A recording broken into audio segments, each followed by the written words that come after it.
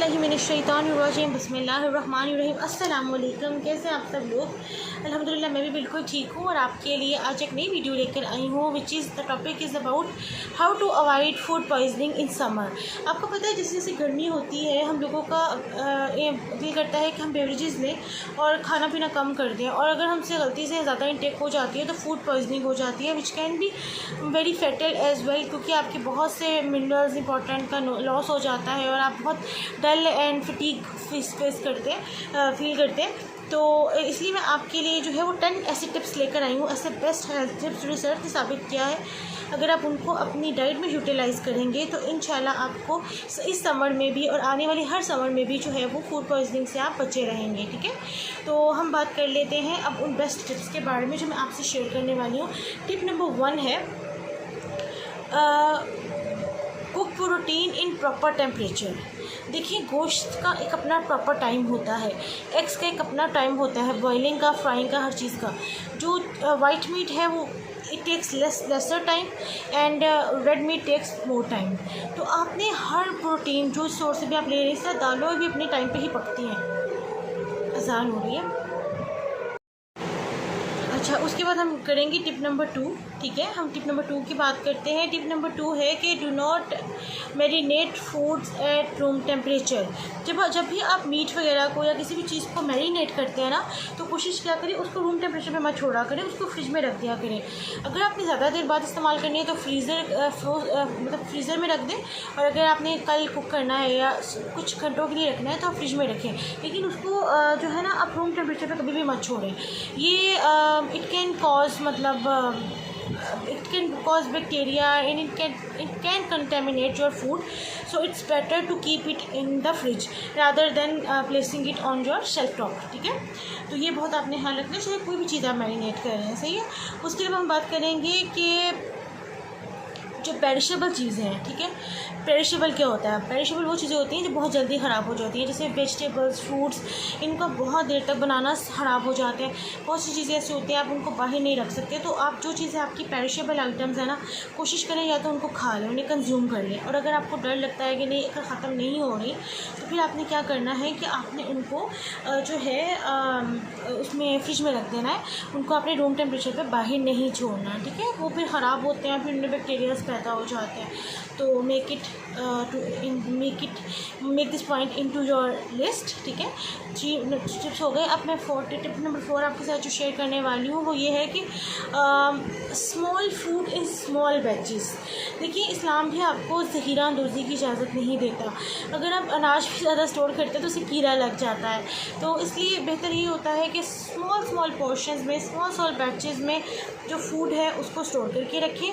गोश्त को 8-8, 6-6 महीने स्टोर करके मत रखें। ख़ास तौर पे कुर्बानी के गोश्त को जितना ज़्यादा मुस्तहिक लोगों में बांट सकते हैं बांट दें, बाकी रख लें, अपने पास भी रखें, लेकिन उसको एज़ सून एज़ आप उसे इस्तेमाल कर लें तो बेहतर है, और स्मॉल बैचेस में रखें। हमारा टिप नंबर 4 था। ठीक है, हम टिप नंबर 5 की तरफ चलते हैं।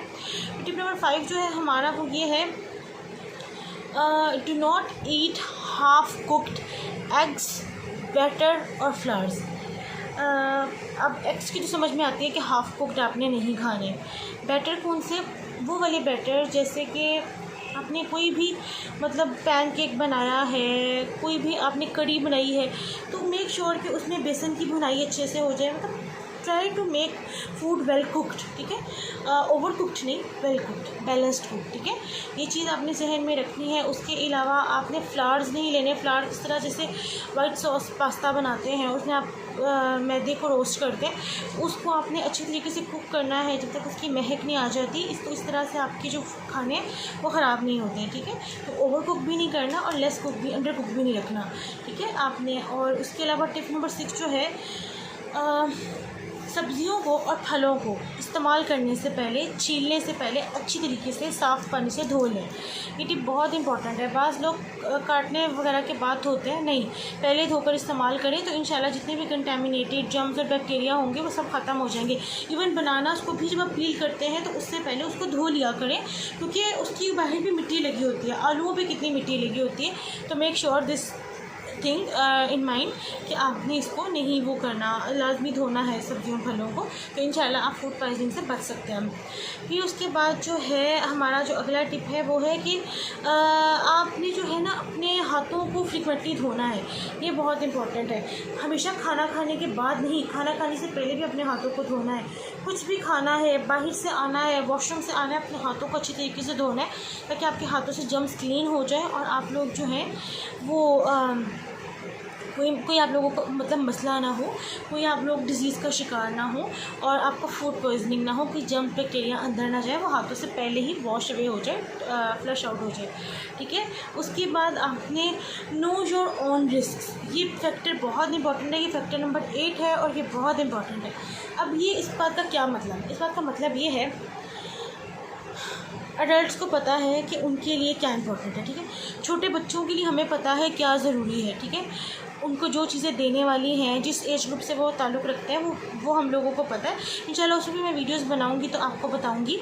लेकिन इसी तरह से जो प्रेग्नेंट मदर्स हैं उनको पता होना चाहिए, they should know their own risk. क्या रिस्क हो सकते हैं? प्रेगनेंसी है, पपाया नहीं खाना, पाइनएप्पल से अवॉइड करना है, सीरियस स्टेयर्स चढ़ने उतरने से, बहुत सी चीज़ें होती हैं। तो know your own risk and protect your self from food poisoning और एनी इलनेस, ठीक है।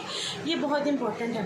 तो आपको अपने रिस्क का पता होना चाहिए। इसी तरह जब आप 40+ हो जाते हैं या 45+ हो जाते हैं, फिर आपने ध्यान रखना है कि आपने जंक ज़्यादा नहीं लेना। आप अपने आप को मतलब try to be nearest to the nature, ठीक है। नेचुरल और ऑर्गेनिक फूड्स ज़्यादा इस्तेमाल करें।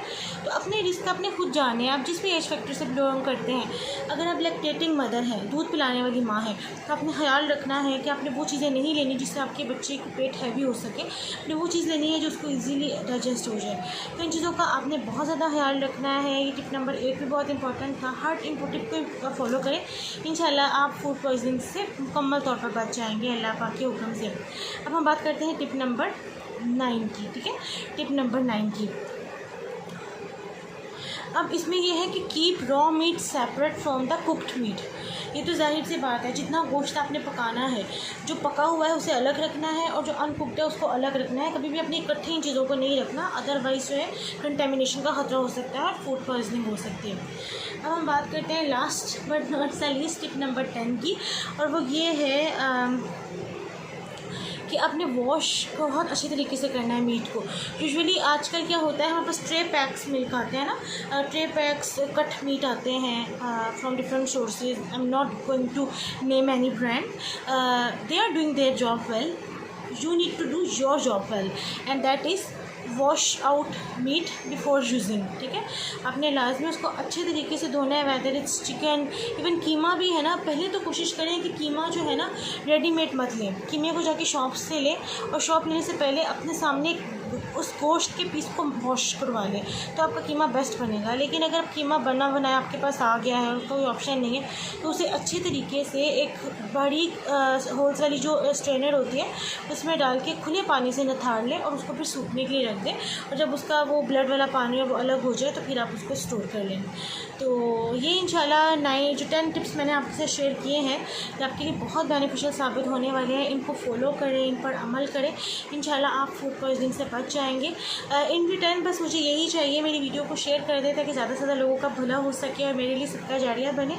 और अपनी दुआ में याद रखें और keep motivating me with your beautiful comments and likes and sharing. तो I will see you in my next video. Till then take care, अल्लाह हाफिज़।